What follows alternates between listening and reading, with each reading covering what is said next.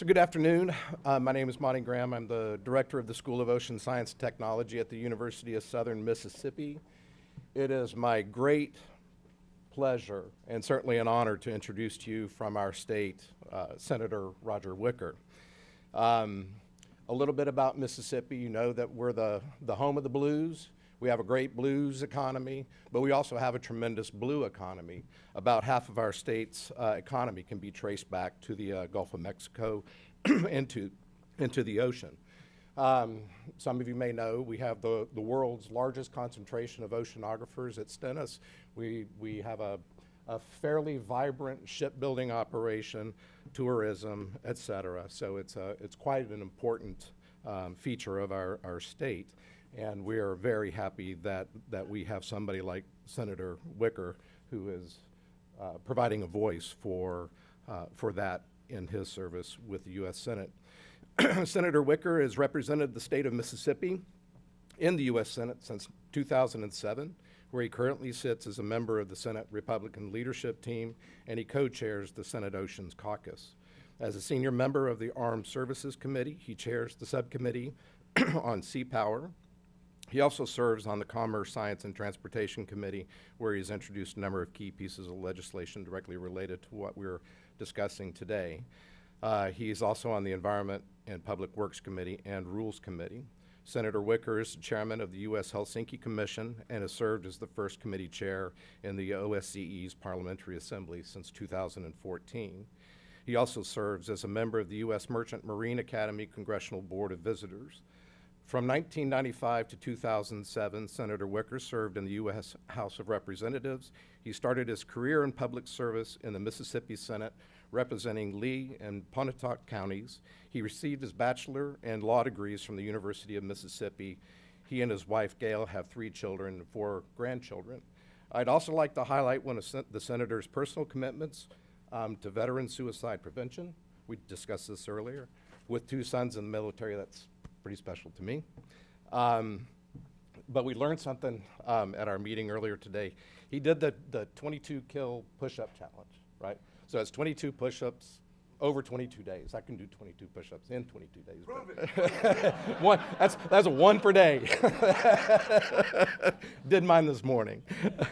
He learned something, he shared something with us that was, I think, a valuable a lesson, which was do the interview before the push-ups, not after not after the push-ups.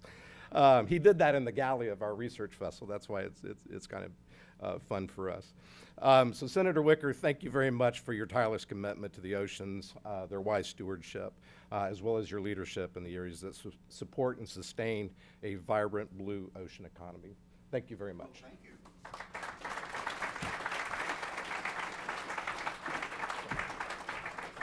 Well, thank you much. It's good to be here with Monty, and always good to support Southern Miss and the great ocean research that they do.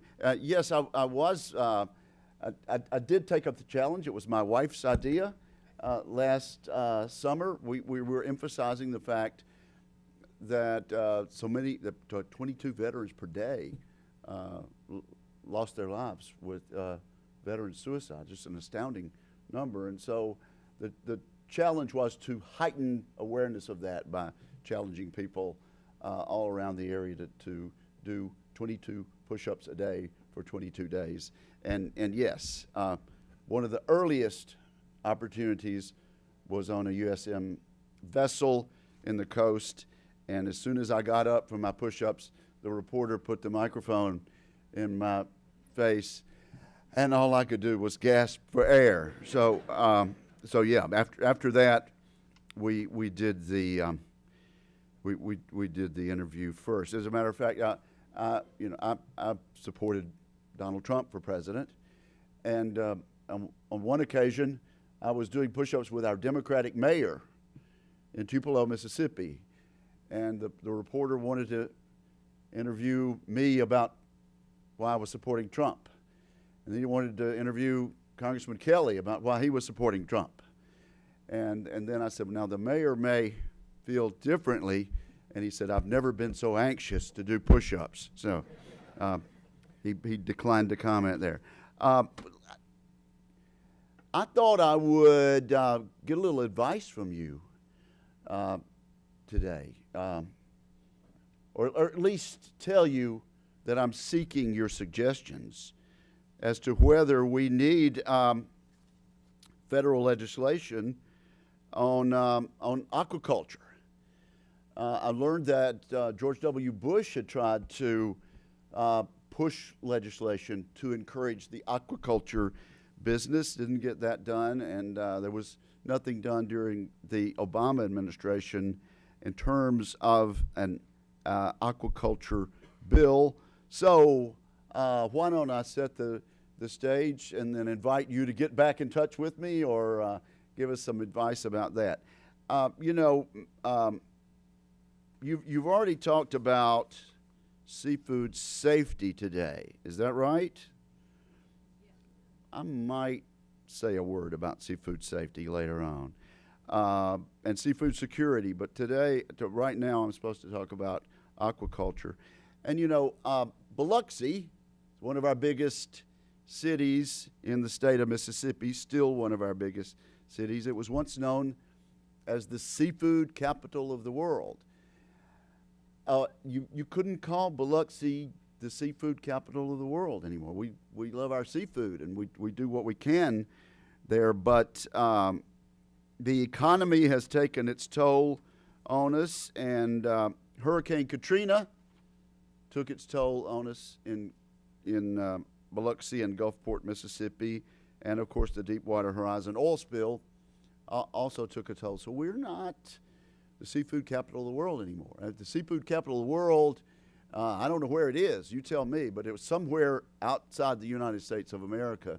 That is almost sure. Still, some $377 million comes into our state's economy each year from seafood production and seafood sales, and thousands of jobs.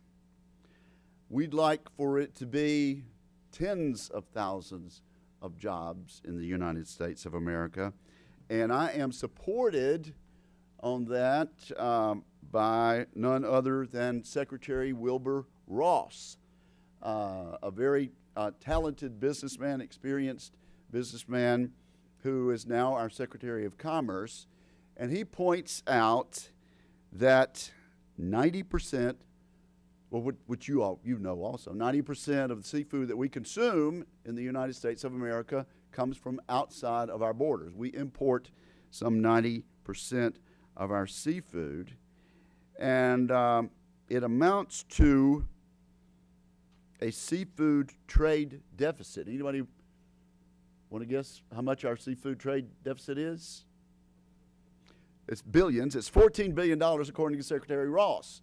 Now, Secretary Ross works for President Donald Trump, and they don't like trade deficits in the Trump administration, so Secretary Ross would like to do something about this $14 billion seafood trade deficit. So maybe that's where state governments come in. I don't know. But maybe it's where the federal government comes in. What is the state of Mississippi trying to do? Well, under the leadership of our two-term governor, Governor Phil Bryant, there is now the Mississippi Oyster Council. And here's what they worry about, and this really is a direct result of Katrina, Deepwater Horizon.